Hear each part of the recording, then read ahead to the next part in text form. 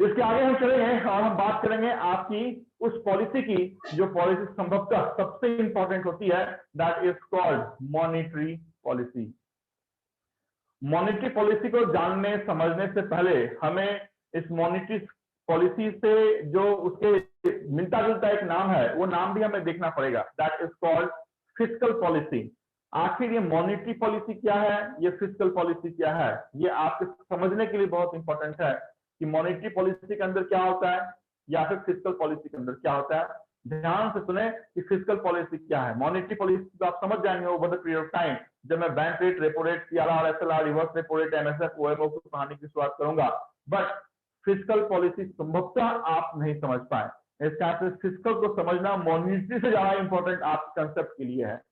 पहली बात आपको यह ध्यान रखना है कि मॉनेटरी पॉलिसी आरबीआई कंडक्ट करती है, whereas fiscal policy government of India conduct करती है।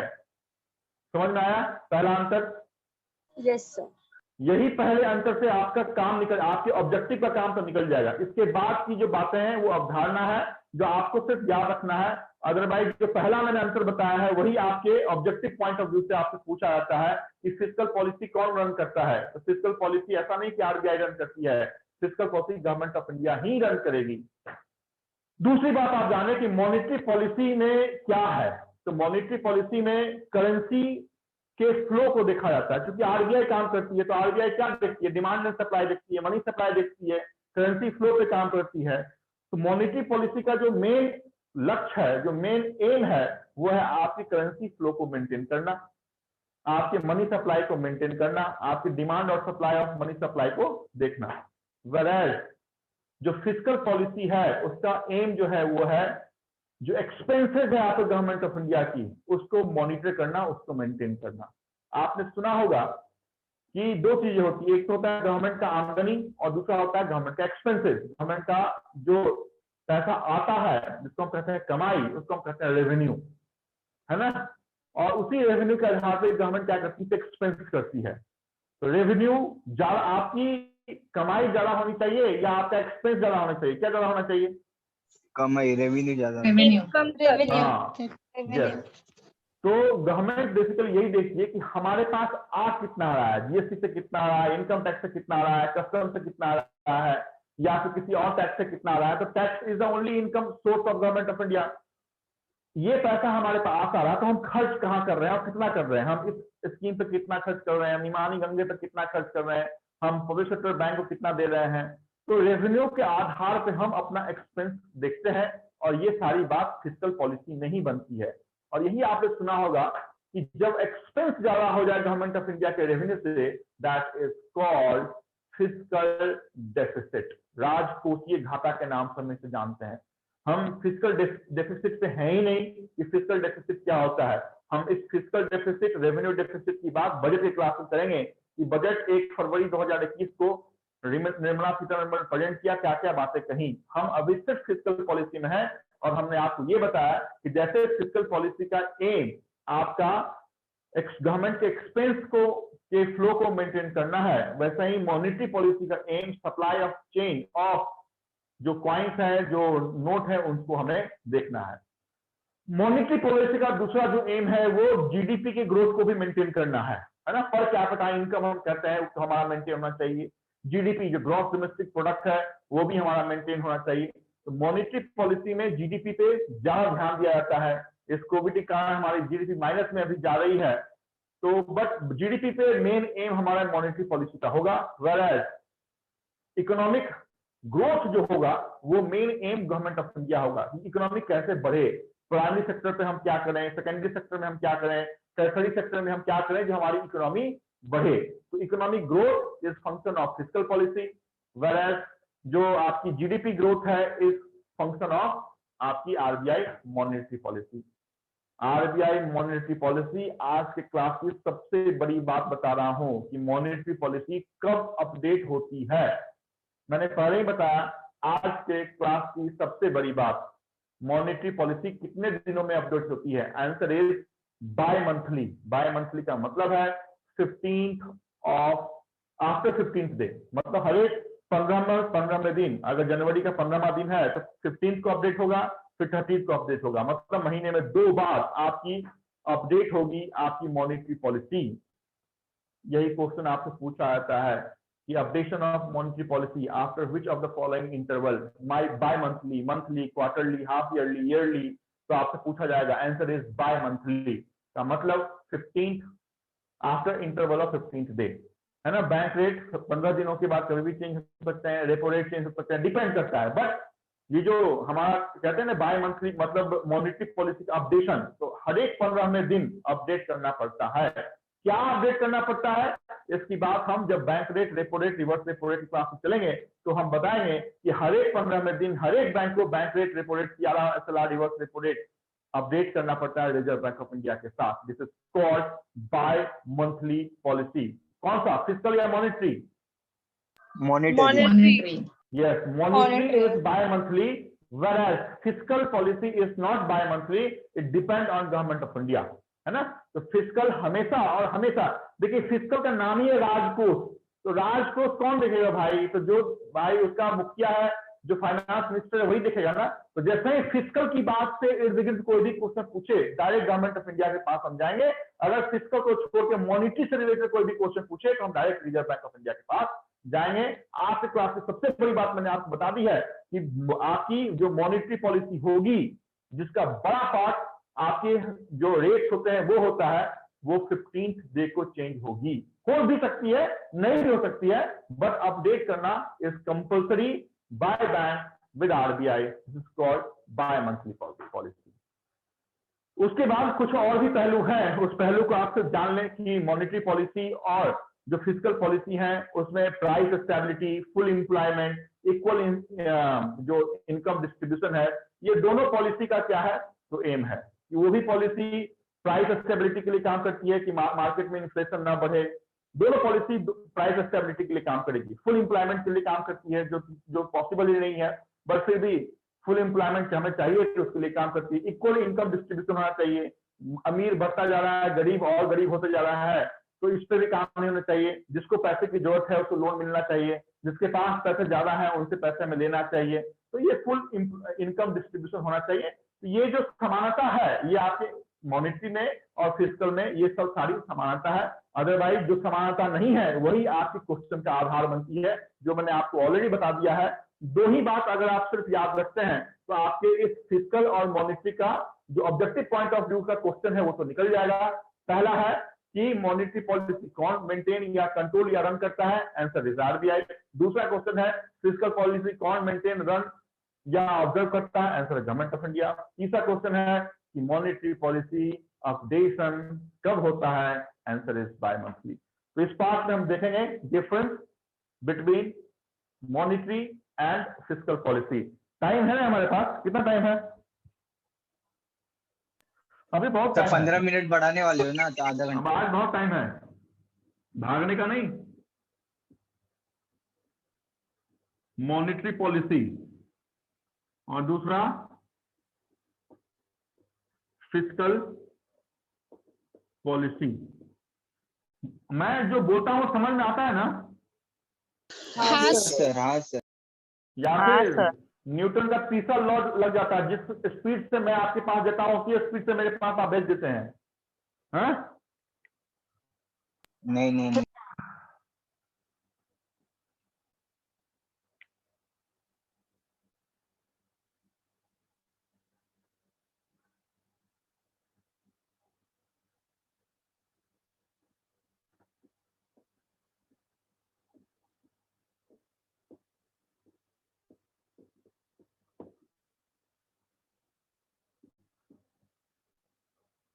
क्या लिखा?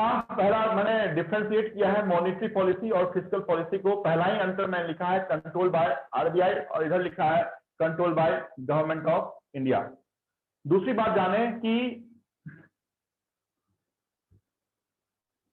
इट्स एम टू मेंटेन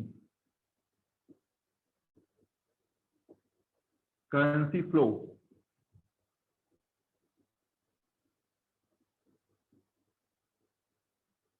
या फिर money distribution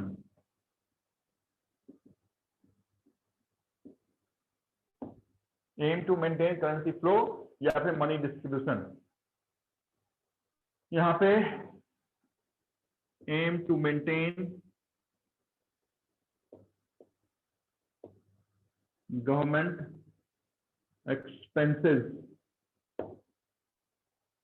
government expenses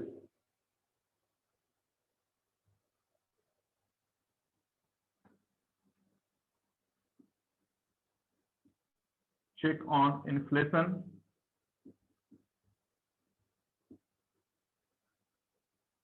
and to promote GDP। Check on inflation, inflation ज्यादा नहीं होना चाहिए और जीडीपी को प्रमोट करना, ये मॉनेटरी पॉलिसी का फंक्शन है। यहाँ पे क्या है, promote economic growth.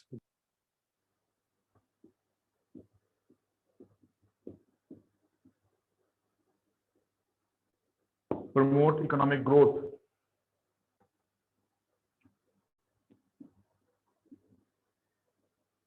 Updation on bi-monthly basis, 15th day, depend on government। लिखें पहले इतनी बात।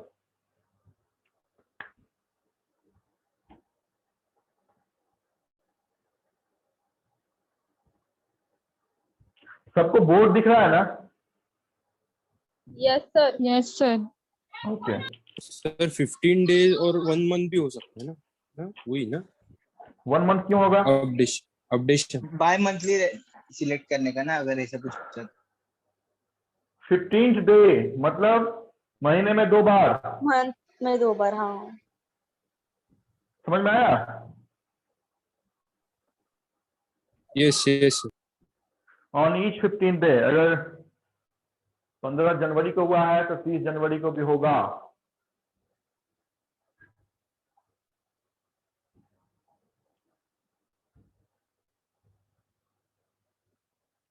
ये दोनों बात बहुत इंपॉर्टेंट है और संभवतः इसी दोनों बात से आपके ऑब्जेक्टिव का काम निकल जाएगा, बट फिर भी एक कंसेप्ट के लिए मैं 2-3 बातें और लिखा दी, अदरवाइज आपके लिए इंपॉर्टेंट नहीं है। Until unless you are not going for RBI grade B examination, अगर SBI PO के लिए भी आप जा रहे हैं यही दोनों बात से आपसे काम निकल जाएगा। लेकिन नाबार्ड ग्रेड ए ऑफिसर के लिए आप जाएं, RBI ग्रेड बी ऑफिसर के लिए जाएं, ये सारे कंसेप्ट आपके लिए इंपॉर्टेंट है। कोई आपसे पूछ दिया तो फिर उस कंडीशन में ये कंसेप्ट आपके लिए इंपॉर्टेंट है कि फिस्कल पॉलिसी आखिर होता क्या है। इस कारण से मैंने बड़े कंसेप्ट फिस्कल डेफिसिट का नाम भी आपको बताया कि जब एक्सपेंसेस ज्यादा हो जाए रेवेन्यू से, दैट इज कॉल्ड घाटा, और उस घाटे को हम बोलते हैं डेफिसिट। और वो किस टाइप की डेफिसिट होगी, तो राजकोष का वो डेफिसिट होगा और इस कारण से हम उसे फिस्कल डेफिसिट का नाम देते हैं। चलो आगे। सर 4th पॉइंट रीड कीजिए ना। ये 4th पॉइंट तो updation on bimonthly basis 15th day.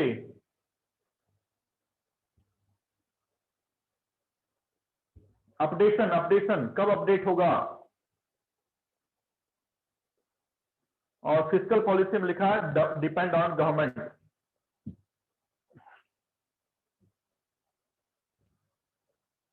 चलो या रात को इसी पर रहना है? चलो सर, मतलब